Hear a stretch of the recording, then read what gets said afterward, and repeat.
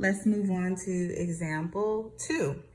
It says, which two triangles are congruent by angle, side, angle? Let's explain. All right, so again, you're looking for an angle, a side, and another angle. So for the first triangle, do I have an angle, a side in the middle, which is the included side, and then another angle? Yes, I do. So I'm gonna check that one off.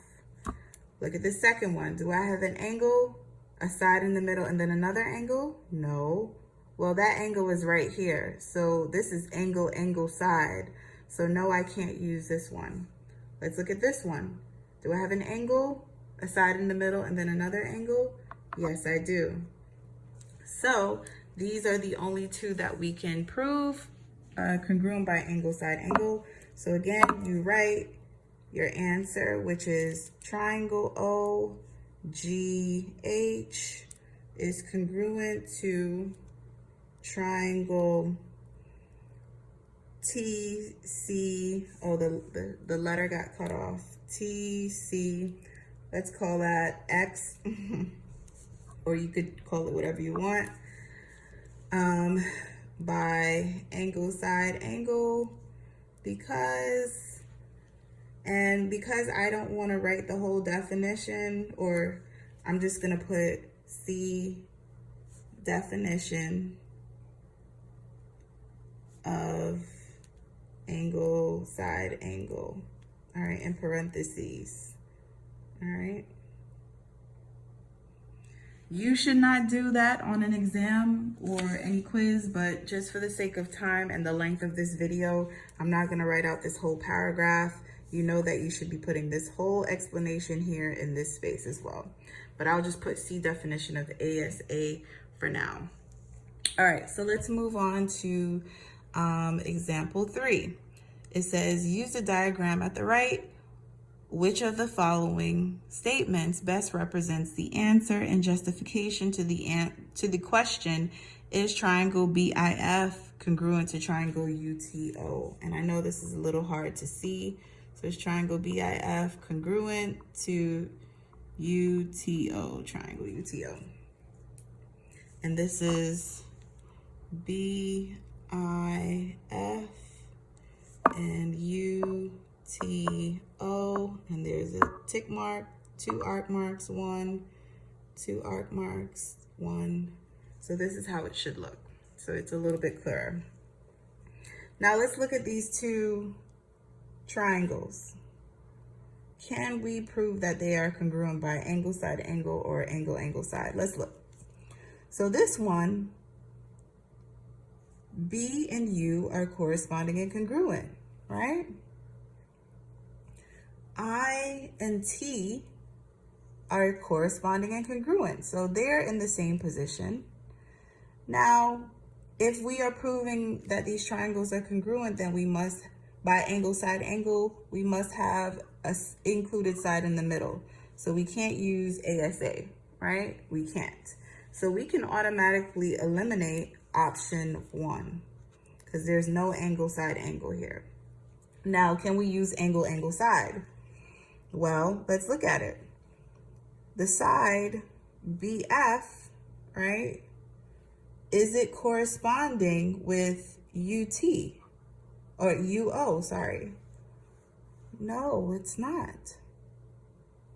Actually, OT is in a different position from BF or FB.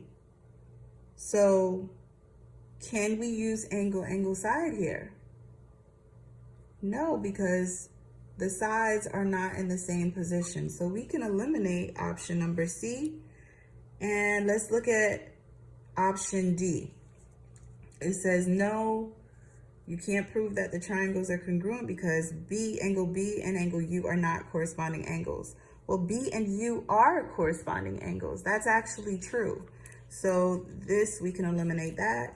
And no, we cannot prove that the triangles are congruent because FB and OT are not corresponding sides, which is absolutely correct. So the answer to this is option B. All right.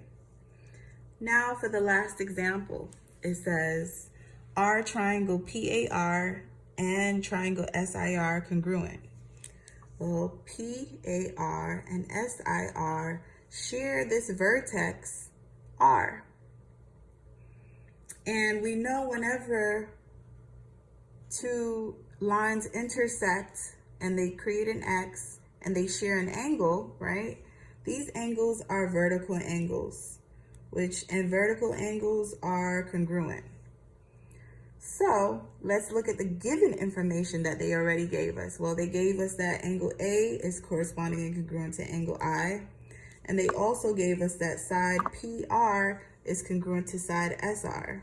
So now that we have all of this information, can we prove that these two triangles are congruent? Well, we have two options. We have angle side angle and angle angle side. Do we see a side in the middle of two corresponding angles, corresponding and congruent angles? Well, I don't see angle side angle here, nor do I see angle side angle here. So no, we can't use a SA.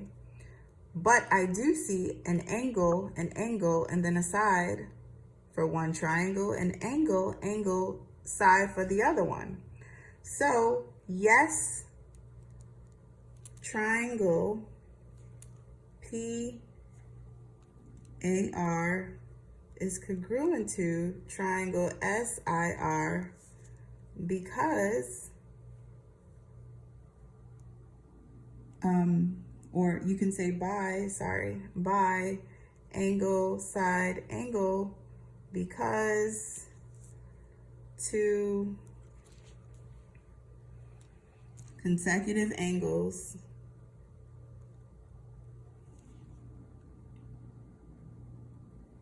and a side are corresponding and congruent to two angles and a side of another triangle. And that's why these can be proven to be congruent by angle side. If you want to be more specific, you can name the angles and say that angle PRA is congruent to angle SRI because they are vertical angles, and vertical angles are congruent. And that's actually the second angle. So angle A is congruent to angle S. Angle PRA is congruent to angle SRI, and side PR is congruent to side SR, which gives us enough information to prove that triangle PAR is congruent to triangle SIR by angle side. All right, so that pretty much concludes all of the examples. What I want to do here is do one question that uses HL theorem. So for the practice question, it says, identify the postulator theorem that proves the triangles are congruent for 1 through 3. I want to specifically look at number 2 because number 2 has a 90-degree angle, or two 90-degree angles. So for this example, we can use HL theorem to prove that these two triangles are congruent because one, it satisfies the condition that it's two right triangles. And then we have the two hypotenuses that are corresponding and congruent, as well as the legs that are also corresponding and congruent. So therefore, by HL theorem, these two triangles are congruent.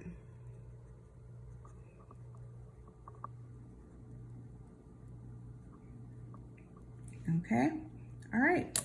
So again, if you have any questions, feel free to send me a note on Google Classroom. Okay, again, thank you, and I guess I'll see you next time. Take care, bye.